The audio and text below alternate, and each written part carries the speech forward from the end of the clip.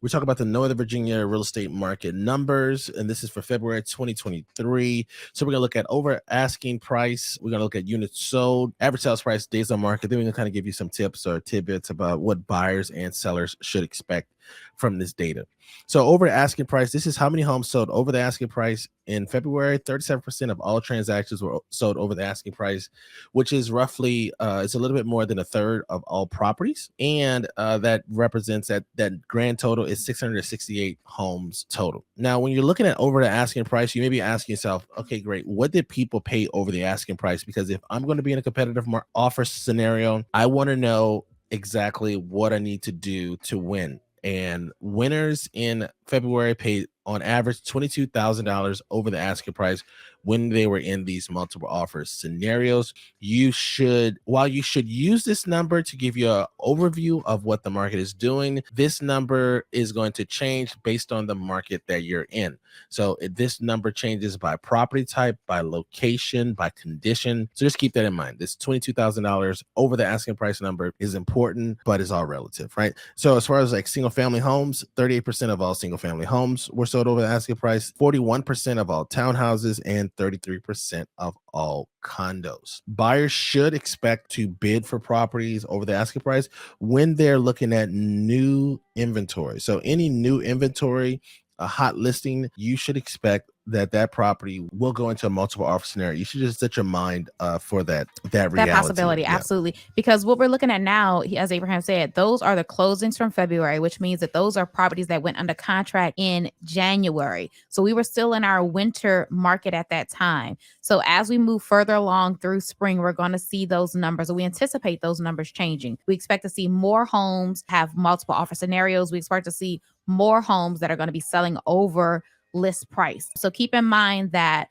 this is something that we're starting to see more of. If you remember our numbers last month, those numbers have increased, and we expect them to continue to increase when we go over the numbers next month for April, or in April, I should say. In April, yeah. So the number of homes that were sold in February, a little bit over 1,700, well, a little bit under 1,800 homes, which is down by almost 0.25%. Now, when we look at like the types of homes, this is a question that comes up on our live stream often, like what type of homes are people buying in Northern Virginia? Almost 50% of our market is single family homes, and then the other half is kind of split evenly between townhouses and condos. Again, this is all relative because Northern Virginia represents a large segment of the market here. These are the 6 areas that make up Northern Virginia.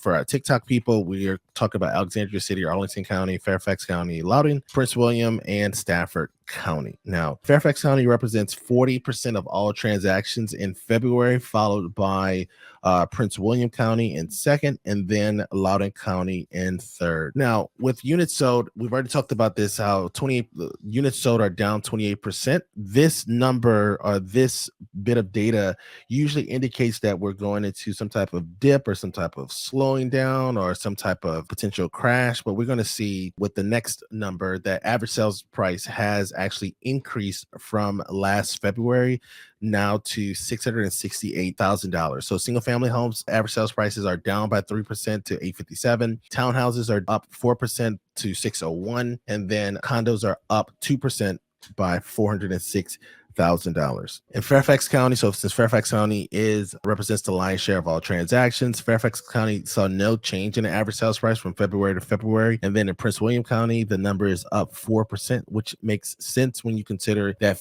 Prince William County is going to be a much more affordable part of the Northern Virginia area. So we're going to see more people who are priced out of Fairfax County and really priced out of Fairfax County figure out a way to purchase a house. So that means that they're going to extend their commute slightly by going into Prince William County. Loudoun County saw a 1% reduction or decrease in their sales price to $733. So buyers should expect to pay more money than last year, even with the higher interest rates. So one of the signals that people thought would happen, or one of the predictions that people thought would happen, is that as interest rates increase, demand would slow down. And what really happened was supply slowed down, and now supply has met demand, and now we have even less properties than ever before, which means that prices will continue to rise. Now, when it comes to average days on market, homes took only 33 days to sell in February. This is 13 days more than last February. This is, again, one of those signs when you tell people it took longer to sell a property this year than last year, and then people are like, oh my, this means that the prices are probably going to go down. That's just not the case. So we're still in a seller's market. A seller's market is considered something where we have less than 6 months of inventory. If it only took 33 days to sell, then you see that we're not even getting into 3 months of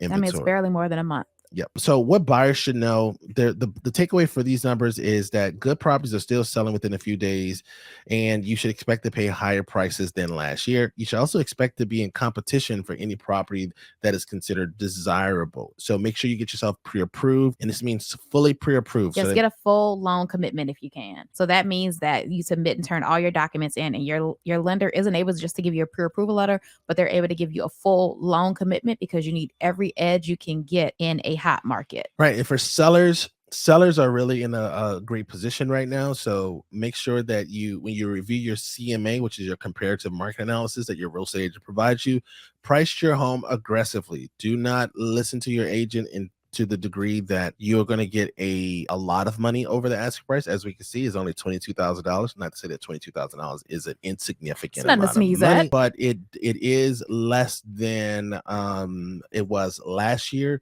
So just make sure you price your property aggressively. You still need to get your house ready for sell to sell. So declutter, depersonalize, light staging should get the job done. Because as Abraham said, good homes are still selling quickly. So position yourself to be one of those good homes.